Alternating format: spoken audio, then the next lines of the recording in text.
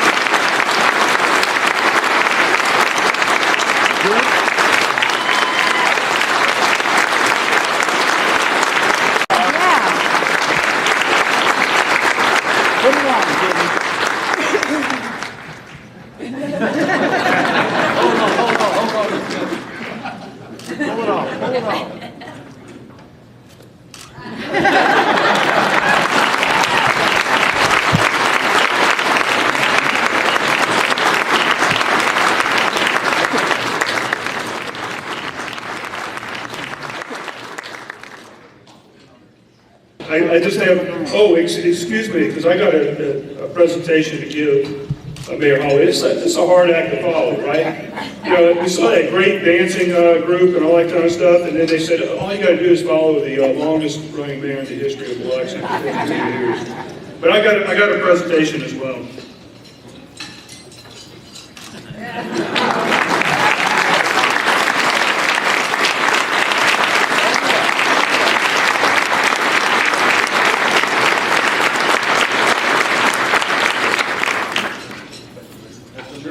That's for you. Come around, huh? You can still come around. Absolutely. How about one more thing?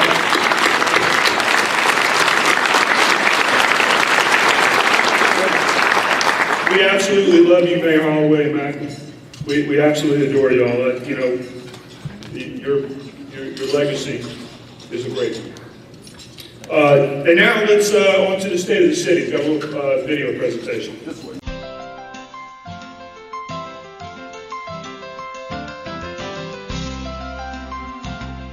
Today, as we take account of the state of our city, we stand on the cusp of a milestone year.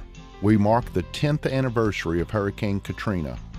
So many wondered how long it would take for Biloxi to return to Biloxi, how long it would take for our city facilities to be replaced, for our roads to be restored, for our homes and indeed our lives to be rebuilt.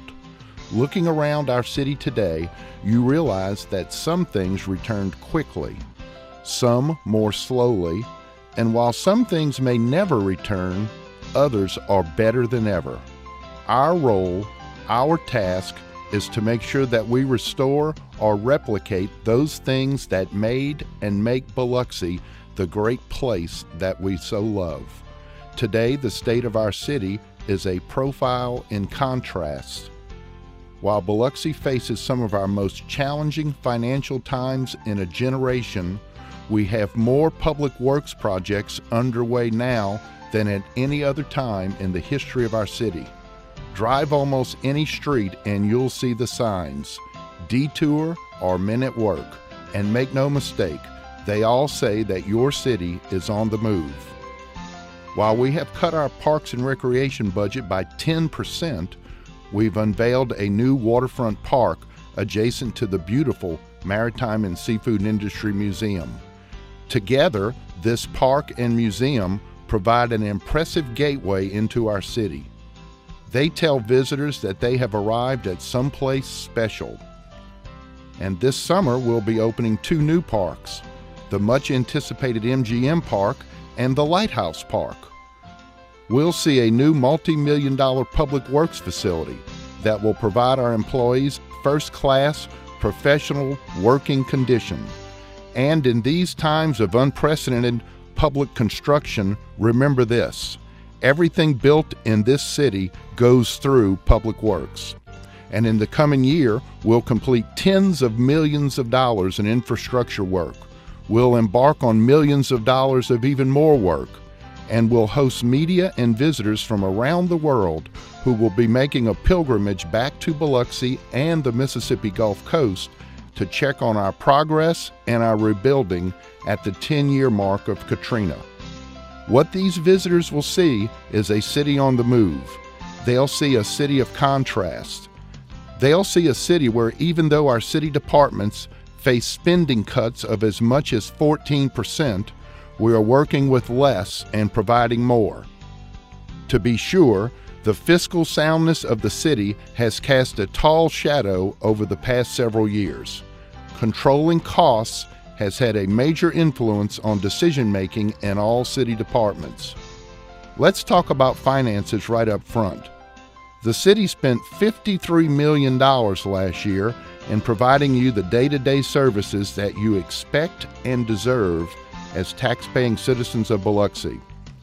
That's not counting the infrastructure work you see or the construction of major city facilities, which are mostly federal funded and bump our annual spending into the tens of millions of dollars.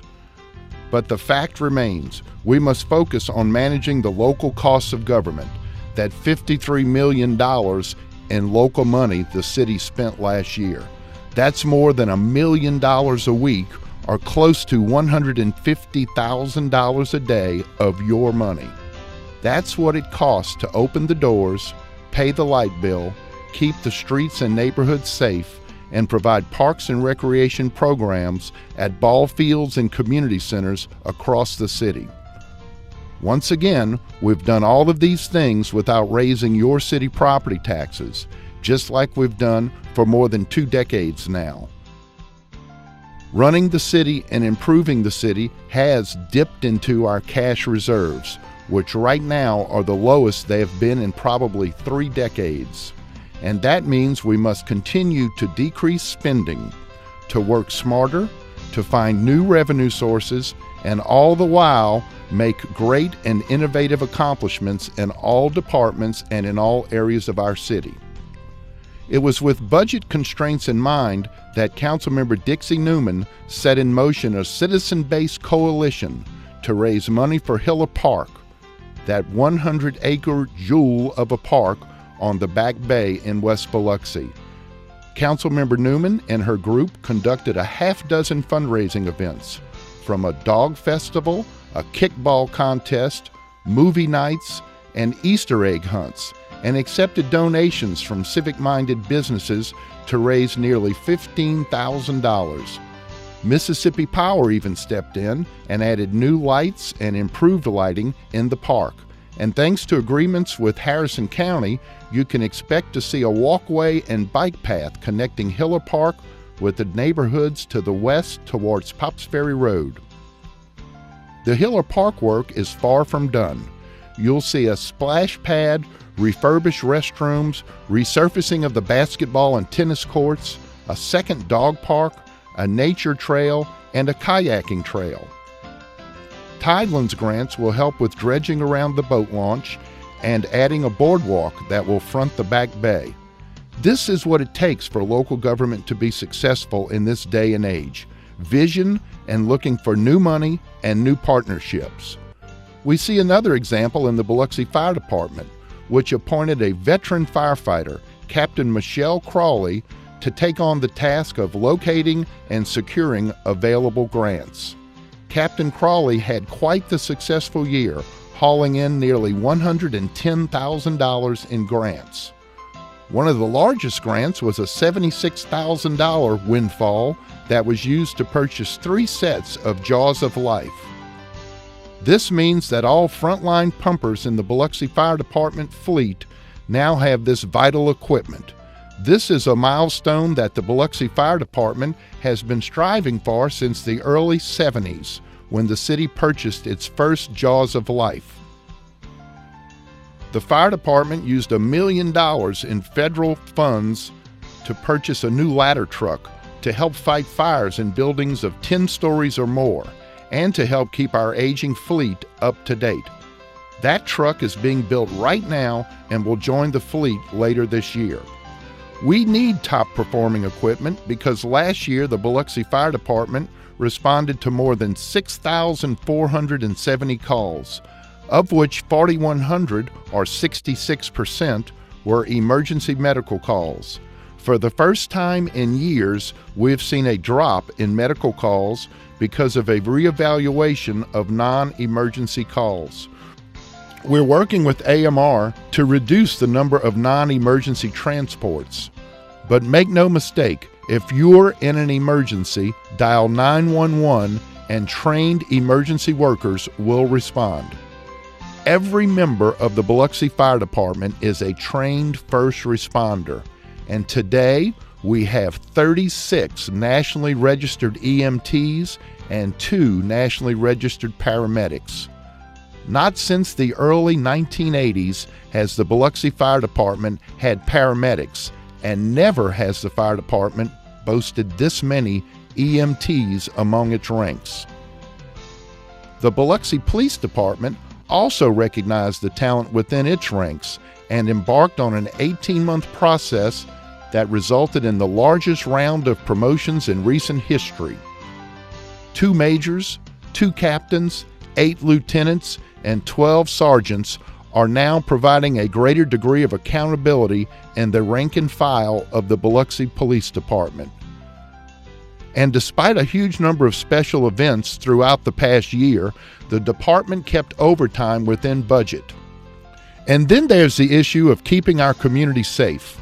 The 124-member Biloxi Police Department saw aggravated assaults cut in half and traffic fatalities limited to 5 in all of last year. The police department responded to 123,000 calls for service, made 7,700 arrests, and conducted almost 17,000 traffic stops last year. Of all the arrests made, only 3% required forceful means. This is a testament to the discipline, the training, and the professionalism of the men and women of the Biloxi Police Department.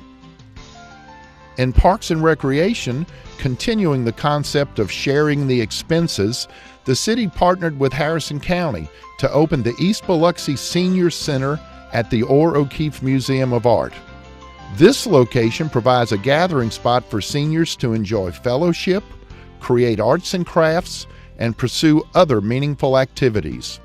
Of course, the big story on Point Cadet was the opening of the Seafood Museum with its boat-in-a-bottle concept. This museum, of course, is next door to the waterfront park with its open-air pavilion, splash pad, and green space. We were delighted with the huge success of the Biloxi Seafood Festival, which returned with large crowds in 2014. These types of outdoor venues are important to showcase Biloxi's appeal to visitors and accentuate our great weather and inviting sense of place. That's the concept for our work at the park being constructed next to the Biloxi Visitor Center, where incidentally we saw another 21% increase in visitors last year. Many of those 149,000 people who walked through the doors at the Visitor Center will welcome the new parking at the Lighthouse Park. We'll also have an elevated nature boardwalk, which will traverse a children's playground, a small pond, native marsh plants, and an outdoor open-air pavilion that will be a gathering place for students studying our environment and a great venue for weddings, family reunions, and other special events. Our goal here is to remind our residents and show our visitors our unique charm and colorful history of Biloxi. That's why you see a first-class civic center where we hosted dozens and dozens of special events last year. We were also delighted to see the rebirth of the White House Hotel, where owners have painstakingly restored this gem to its opening day charm and grace, while also providing the sophistication of today's world. Harris did a wonderful job in removing the remnants of an abandoned construction site and transformed it into the Grand Lawn, a magnificent venue for waterfront concerts. We're also proud of the tremendous investment that Landry's made in rebranding and restoring the Isle into a premier resort, the Golden Nugget, and we're anticipating a forthcoming announcement for exciting plans at the Farmer Casino Magic site. Of course, the drive for more development in Biloxi continues to face the challenges of the cost of insurance, construction, and elevation, coupled with a tight market for private financing. Our Community Development Department reports $111 million in construction last year. That's a $7 million increase over 2013. This uptick is primarily attributable to two projects: the city-funded MGM Park at Beau Rivage, which received a permit for $30 million, and the Arborview apartment complex off Pops Ferry Road, a huge development that was permitted at $23 million. We also saw 101 new homes built last year in Biloxi, with new homes accounting for $24.2 million in permits. We're continuing to be encouraged by the new home construction, particularly in the Wool Market area of the city, where elevation is not an issue and the Public Works Department has invested millions of dollars in introducing city water and sewer service. We have a total of 10 residential developments in one stage or another at the present time. Of course, we're anxiously anticipating the renewed interest that the Biloxi Shuckers and MGM Park will spark in our downtown area. You already see the Sal and Mookie's restaurant going up just north of the town green. And speaking of development, Keesler Medical Center last year began a major 3-year, $74 million renovation that will realign the outpatient specialty clinics, rework the surgical floor, and provide state-of-the-art operating rooms and a new centralized minor procedure suite. This huge project will provide new hematology, oncology, and dialysis suites and a new infusion center. It moves the dental and mental health clinics into the medical center and replaces nearly 48,000 square feet of aging infrastructure. We were also delighted to have the Secretary of the Air Force, Deborah Lee James, participate in our popular Preservation in May series last year. The Secretary was able to find out about the great relationship that has existed between Biloxi and Keesler for 72 years now. Thankfully, it was a slow hurricane season last year in the Atlantic. Still, the 403rd Wing's world-famous hurricane hunters flew nearly 1,000 hours to collect tropical storm data. In fact, 2 10-day deployments covered 3 storms that struck Hawaii last year. And at the end of this month, Team Keesler will be hosting the Air Force Thunderbirds and the Army's Golden Knights parachute team and many other flying demonstrations. It will be a truly exciting weekend. There's also a great deal of excitement at Biloxi Public Schools. Let's talk about what we're seeing in our A-rated public school district, where we're number 3 in the state academically, behind only Pass Christian and Clinton. This year, the prestigious Milken Foundation awarded a $25,000 grant to Cagney Weaver, a 4th grade teacher at North Bay Elementary. Our Biloxi High School, in partnership with the National Math and Science Initiative, offers 16 college-level courses. This saves parents thousands of dollars in college tuition. Another appeal of Biloxi Public Schools is the many extracurricular activities offered for our students. Our music program has been recognized as one of the best in the nation due in no small part to the director of bands, Travis Coakley, who himself has been named one of the top 50 band directors in the nation. The Biloxi High School Band was in Philadelphia for the Thanksgiving Day Parade last year, and this year they've been invited to the National Cherry Blossom Parade in Washington, D.C. The Biloxi Arts Program offers instruction in ceramics and pottery, visual arts, drawing and painting, art history, and art appreciation. To be sure, these are the caliber of programs that you would expect to find on a college campus, and they're being offered right here in our award-winning, top-rated Biloxi Public School system. And here's another milestone in our recovery from Katrina. Nichols is now home to a growing Head Start program with 7 classrooms and more than 140 children from Biloxi and throughout Harrison County. And today, we're proud to announce that the enrollment at Biloxi Public Schools is 5,714 students, which is 92% of what it was pre-Katrina.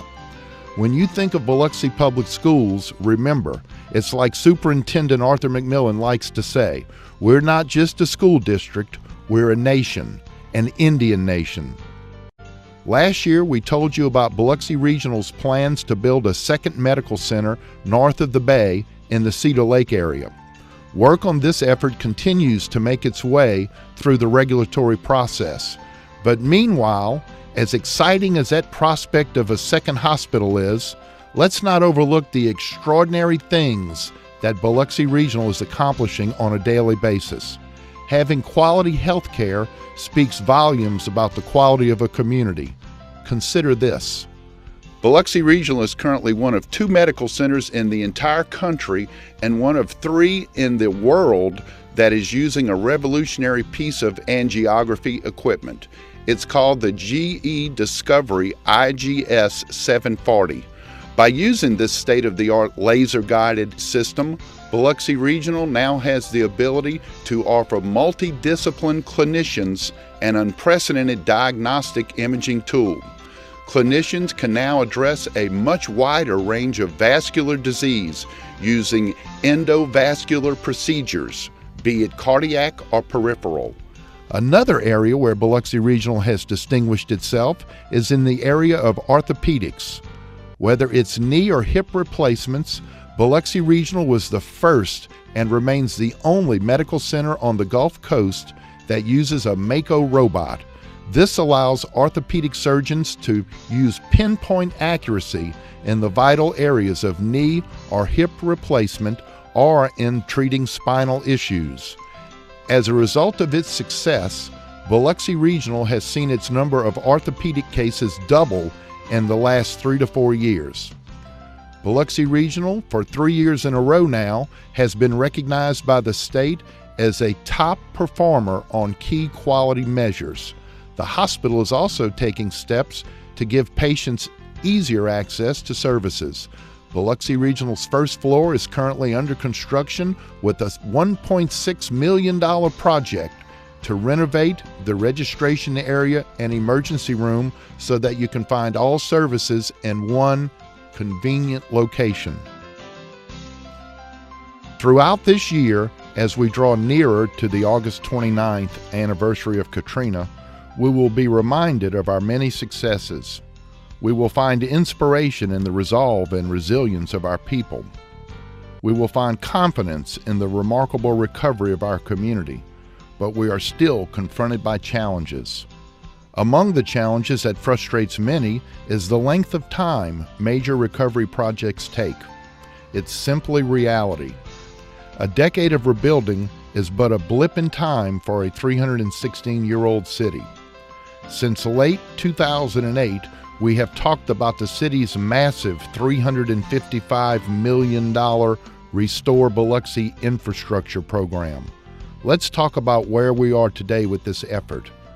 While the storm struck on August 29, 2005, the millions of dollars for our infrastructure work, more than $355 million, was not fully obligated until May of 2011, some 6 years after the storm. Since that time, we have designed and built several projects and have a number of others underway. Currently, more than $20 million in construction has been completed, and another $156 million is now underway. This is work to repair and replace our infrastructure, that network of storm drains, water lines, and other utilities that were installed under our streets, in some cases generations ago. Consider what has been accomplished so far. Work has been completed in the Sunkist neighborhoods, on Walda, Alicia, and Christie Lane, on Rodeo, Rodenberg, Wiltshire, Sharon Hills, Live Oak, on Jordan, Sailor, and Melissa Drives. But the big story is what is underway at the moment. By the middle of this year, we'll complete the $9.1 million project on Kensington, Bayview, Lafayette, and Forest, and all along the eastern end of Keesler Air Force Base. In the second quarter of this year, we'll complete the $3.4 million worth of work in Goose Point, Runnymede, and Channel Mark. And in the third quarter of this year, we'll complete the $11 million worth of work in the Pin Oak, Eagle Point, and East Shorecrest areas. And by the end of the year, we'll complete the $11 million worth of work in the neighborhoods south of Brazier and east of North Haven to Destiny Plantation, as well as on Kimbrough. You will also see the Edgewater Drive, Balmoral work, a $1.8 million project, completed by the end of this year. All of these construction contracts total more than $156 million.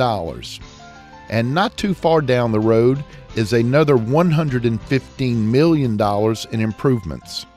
The centerpiece of this will be the so-called South Contract, which is the area south of the CSX Railway from Point Cadet all the way to St. Peter Street. This project went out for bids in February, and we expect to award a 940-day contract soon, with completion expected in fall of 2017. The final phase of our infrastructure work, known as the West Contract, will be to install new utilities from St. Peter all the way to DeBees Road. This will be a 720-day contract, and we expect to advertise it later this year. This is expected to be a $30 million project, which is contingent on the final acquisition of easements along Highway 90. These efforts will continue to require a community-wide partnership and patience that remains focused on rebuilding a solid foundation from which Biloxi can grow and flourish well into the future. We know that we are building to improve the quality of life in Biloxi for this generation and the next. We are setting the table for economic development. Today, we can confidently say that we expect to see the majority of this infrastructure work completed within the next 36 months. We're asking residents to keep in mind that before Katrina, the city's typical capital construction project for this type of infrastructure work averaged about $2 to $4 million a year. With this infrastructure repair program, the city's goal is to complete nearly 50 years worth of construction in the next 3 years. But this year, this benchmark year, is the one when we hope to turn the page. This is the year when we will ask people to begin focusing on our recovery more than the tremendous devastation of that storm 10 years ago. We'll begin telling that story in a huge way later this month when the Orr O'Keefe Museum of Art unveils its 6-month Katrina Plus 10 exhibition. This daily showcase will be a retrospective of the storm. Yes, it will discuss the catastrophic devastation from one end of the coast to the other, but more importantly, we will advance the story. We will bring attention to the inspirational recovery that we have seen from one end of the coast to the other. Now, more than ever, is our opportunity to tell this story, to show the rest of the country and the rest of the world how Biloxi and the Mississippi Gulf Coast have returned, have rebuilt in an innovative fashion, smarter and stronger than before, and built in a way to minimize damage from future storms. That's a testament to our vision of being guided by the past to preserve and promote and perpetuate the things that made so many people fall in love with Biloxi. And finally, generation after generation, one thing stands clear. It's something that we've said every year, and it remains true today. It's the people who make Biloxi the special place that it is, the people who work so hard every day, the people who enjoy life here in Biloxi, the people who keep our traditions alive, the people who welcome every day with enthusiasm, the people who have the resolve and the resilience to overcome any obstacle. These are the people who make Biloxi the special place that it is, the place we all love and the place we call home. God bless all of you, and God bless Biloxi.